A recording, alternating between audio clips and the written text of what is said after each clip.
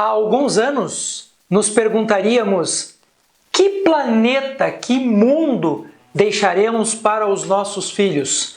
Hoje, esta pergunta está acrescida de uma nova parte. E que filhos deixaremos para este planeta? Educação emocional para crianças é o nosso tema de hoje. Bem-vindos ao canal Ciência da Emoção.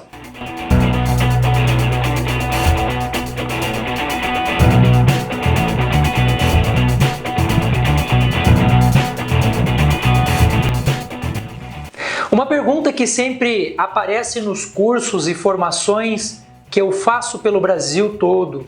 Professor Júlio, desde quando nós podemos ensinar emoções para nossas crianças? E de que forma nós podemos ensinar essas emoções para as nossas crianças? Para a gente poder responder essa pergunta, você vai ter que viajar comigo para a gente poder entender um pouco do contexto em que nós estamos hoje e a partir da compreensão desse contexto, nós podemos fazer algumas inserções mais precisas em relação à questão da educação emocional. Primeira questão importante sobre educação emocional. Desde que ponto nós podemos passar a ensinar a emoção para as nossas crianças? A área do nosso cérebro responsável por toda a informação emocional é o nosso famoso sistema límbico. Deixa eu mostrar ele aqui para vocês. Então, como vocês estão observando aqui, o sistema límbico ele é composto de várias glândulas e de várias estruturas do nosso cérebro. Então, fazem parte dele hipotálamo, amígdala, hipófise, nós temos o giro do cíngulo. Então, todas essas estruturas fazem parte do nosso sistema límbico. Pois bem, professor Júlio, desde quando o sistema límbico está pronto? Acompanhe aqui comigo na tela as fases do desenvolvimento.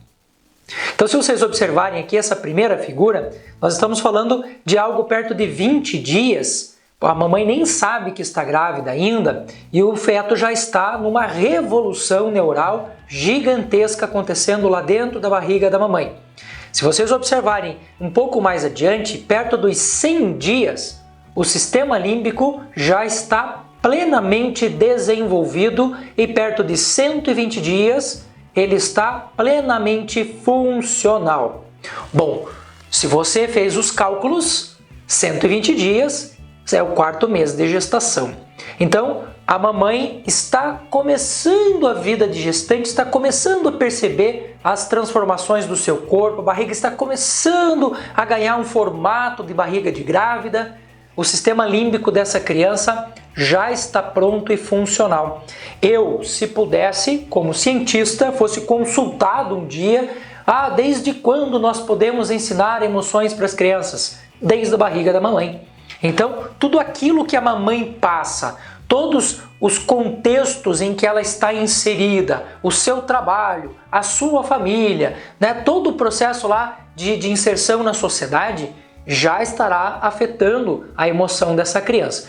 É evidente que com o passar do tempo e a transformação do cérebro, a gente vai apagando muitos desses traumas que vão acontecendo nessa fase, a gente vai apagando muitas dessas coisas boas que a gente vai fazendo ali na educação emocional. Mas a gente não sabe exatamente, a ciência não tem como explicar o porquê algumas coisas permanecem e outras não. Então, se for para a gente jogar essa loteria, eu prefiro jogar na loteria das coisas boas que permaneçam na criança. À medida que a criança nasce, até o seu 1º ano de vida, o cérebro está num processo de transformação, uma usina de energia produzindo ligação nervosa, o cérebro está se transformando, a criança está começando a ter algumas habilidades corporais, o corpinho já está firme, algumas crianças já engatinham, outras já dão o seu primeiro passo. Do 1º para o 2º ano é a fase mais importante do processo escolar para a educação emocional das crianças, porque é nesta fase que a criança começa a desenvolver toda uma parte de autonomia mecânica. Por que é tão importante a gente fazer um momento como esse e a gente fazer uma reflexão como essa? Porque a todo canto que eu vou, eu vejo as mamães com os seus filhos que já estão andando, os filhos já têm habilidades mecânicas de, por exemplo, pegar uma colher e já fazer esse primeiro movimento de trazer a comida na boca. Ele já consegue tranquilamente, no segundo ano de idade, pegar tudo o que ele precisa para comer. Um copo adaptado de plástico, que não precisa ser esse copo de vidro pesado, perigoso, mas aquele copo de plástico, um plástico de boa qualidade, sem bisfenol, né, que é um produto químico que transforma o plástico em algo tóxico. Então a gente tem que ter todo um cuidado, mas essa criança já tem autonomia de fazer muitas coisas. E por todo canto eu vejo as crianças penduradas nos pescoços dos seus pais e das suas mães, papai e mamãe fazendo um monte de coisas que a criança poderia fazer tranquilamente. A gente acaba substituindo essa ação de autonomia da criança por uma ação conduzida pelo pai e pela mãe. Uma coisa extremamente simples que a gente pode pensar em termos de autonomia, e veja que a palavra autonomos, auto sou eu e nomos é conhecimento. Então, uma pessoa autônoma é aquela que produz, né, a sua própria resposta para o mundo, não precisa estar independente dos outros.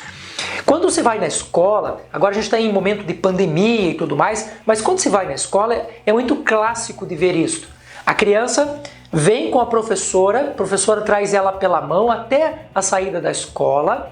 Uma criança de 2 ou 3 anos, ela não vai carregar uma mochila com quilos, mas ela já tem uma mochilinha que cabe perfeitamente nas costas, que ela já tem os objetos dela ali dentro. Ou então vem aquela mochilinha arrastandinho, né? Perfeito, maravilha, não pesa as costas, não faz mal para toda a mecânica do corpo. E quando a professora traz a criança e entrega para o pai e para a mãe, qual é a primeira coisa que os pais fazem? Pegam a criança no colo. Por que isso é um problema? Porque a nossa sociedade, o nosso mundo, a modernidade onde nós vivemos hoje, principalmente as gerações mais novas, vivem com menos filhos em casa. Então, nós nos tornamos muito mais afetivos para os nossos filhos do que éramos nossos pais, do que eram nossos avós, porque eles tinham 5, 10 filhos. Ninguém consegue carregar 10 filhos. Então, hoje em dia, como nós temos menos filhos, nós acabamos nos tornando excessivamente afetivos, excessivamente vinculados emocionalmente com essas crianças. E aí, por exemplo, a autonomia dessa criança vai sendo deixada para depois. E isso é um problema porque essa estrutura do sistema límbico, apesar dela já estar pronta e funcional, ela está em transformação. Então, por exemplo, dos 3 anos até os 7 anos, nós temos ali um período de definição de personalidade emocional. Essa criança precisa da autonomia até esse momento, porque senão depois será muito mais difícil, será muito mais complexo da gente conseguir fazer.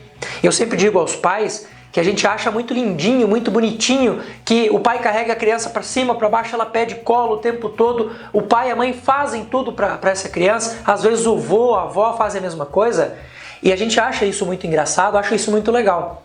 Mas quando se entra na adolescência e esse excesso de vínculo emocional, que até aquele momento é bonitinho com o pai e com a mãe, na adolescência passa a ser por um outro grupo social.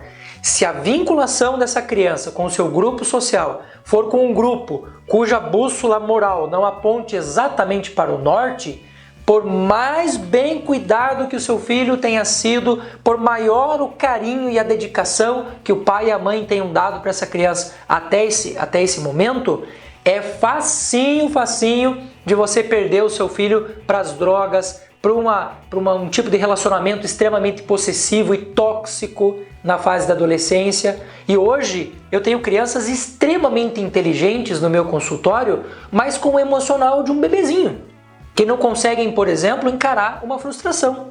Então, o primeiro passo para a educação emocional de crianças é o desenvolvimento da autonomia. E aqui tem um detalhe interessante: o desenvolvimento da autonomia no momento correto e do jeito certo. O que eu vejo muitos pais e muitas mães fazendo? Na tentativa de fazer o seu filho evoluir mais rápido do que ele deveria, o pai e a mãe colocam a criança num andador. Gente, a estrutura molecular, a estrutura óssea, a estrutura muscular da criança não está adaptada para andar naquele momento. Se você está forçando ela a andar com o andador, o que você está fazendo? Você está criando um problema para essa criança. Por isso, tudo tem o seu tempo certo.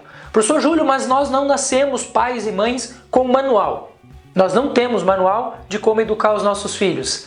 Mas existe um lugar que tem, chama-se escola. Proximidade da família com a escola.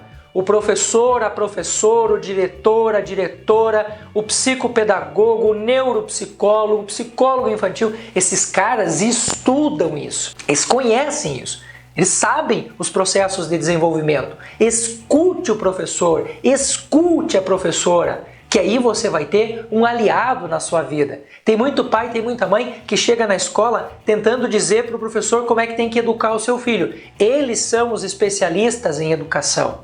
É claro que nós, enquanto pais, temos uma participação importantíssima. Não há a menor sombra de dúvida disso. Mas existem questões técnicas que, como pais e mães, nós não sabemos. Nós não conhecemos. Quem de vocês teve uma aula até hoje de como educar emocionalmente um filho? Nós não temos. Como é que você sabe as fases do desenvolvimento de uma criança? Nós não sabemos. Se você não for um profissional da área, nós não sabemos. E mesmo sendo profissional da área, às vezes eu tenho mães psicólogas que vêm pedir ajuda. Por quê? Porque todo o contexto em que a mãe e o pai, profissionais da área, estão inseridos, às vezes não responde efetivamente com a criança como tratar da criança de outra pessoa. Eu mesmo, como especialista na área de sono infantil, de educação infantil, de psicopedagogia, quando preciso de ajuda, eu busco um colega. Problema nenhum. Não há vergonha nenhuma nisso. A gente tem uma mania, talvez no Brasil, uma coisa muito ruim, muito feia no Brasil, de achar que o filho do professor tem que ser perfeito. O filho da professora tem que ser excepcional. Não é verdade. Ela é uma criança como qualquer outra criança e está sob a influência e tem as mesmas respostas ambientais que qualquer outra criança. Não há sombra de dúvida. Então, não tenha medo de pedir ajuda. Então, primeiro passo importantíssimo para o desenvolvimento emocional de uma criança. Tudo que essa criança puder fazer sozinha, incentive ela a fazer sozinha. Você vai dizer assim, professor Júlio está maluco. Se você for trocar uma criança e ela tem 6 meses de idade, ela nem anda ainda, ela está começando a se firmar, está começando a sentar, e você for trocar essa criança e conversar com ela, dizendo para ela, ajude a mamãe a pôr a calça, ajude a mamãe no banho, você vai ver que a criança aos poucos ela vai incorporando esse processo, essa ideia de que ela pode ir fazendo sozinha. Criança saiu correndinho, caiu, tombou, não corre lá pegar a criança no colo. Se não foi um acidente que você percebeu que é uma coisa grave, que a criança se machucou, deixe que ela levante sozinha. A frustração faz parte da vida, a dor faz parte da vida. Para você ajudar a criança, você pode sentar ali do ladinho dela e falar para ela, caiu, né? Pois é, o papai também cai. E quando o papai cai e dói, o papai faz deste jeito assim, ó. Então você está dando o exemplo de como essa criança pode sair desse estado emocional e passar para um outro estado sozinha. Se você pega ela no colo, você comete 2 erros. O primeiro erro, ensina para ela que ela tem que resolver as coisas dela com ajuda. E ela tem que aprender a fazer muita coisa sozinha. Segundo, você tira ela do espaço onde o problema aconteceu e você ensina ela que não se deve resolver o problema ali onde aconteceu. É instintivo, a gente não para pensar. A gente simplesmente vai lá e executa. A nossa preocupação como pai e como mãe está corretíssima, está perfeitinha. Só que a gente incorre nesse excesso emocional ali com a criança e isso acaba trazendo pra gente uma série de problemas. Então essa semana eu quero conversar com você um pouco sobre essa questão do desenvolvimento, emocional, principalmente das crianças. Essa é a semana do desenvolvimento emocional infantil e eu quero trazer para vocês algumas dicas importantes e a primeira delas, sem sombra de dúvida, eu diria para vocês que talvez uma das mais importantes de todo o processo de educação emocional, eu considero esta competência, a competência mais importante de todas, que é o desenvolvimento desse processo da autonomia desta criança. E não se engane, uma criança pode ter autonomia desde o momento em que ela nasce para algumas coisas. Tranquilo? Esse é o nosso canal Ciência da Emoção. Se porventura você ainda não é inscrito no nosso canal, já aproveita, faz a sua inscrição. Se você achou interessante o vídeo, deixe o seu like E se for uma coisa de contribuição aí para você, para sua família e para os pais e professores da escola dos seus filhos ou de conhecidos, por favor, queira divulgar esse vídeo, porque eu tenho certeza que ele vai transformar a vida de uma pessoa e construiremos um mundo melhor com filhos melhores para este mundo. Beijo no coração, até a próxima!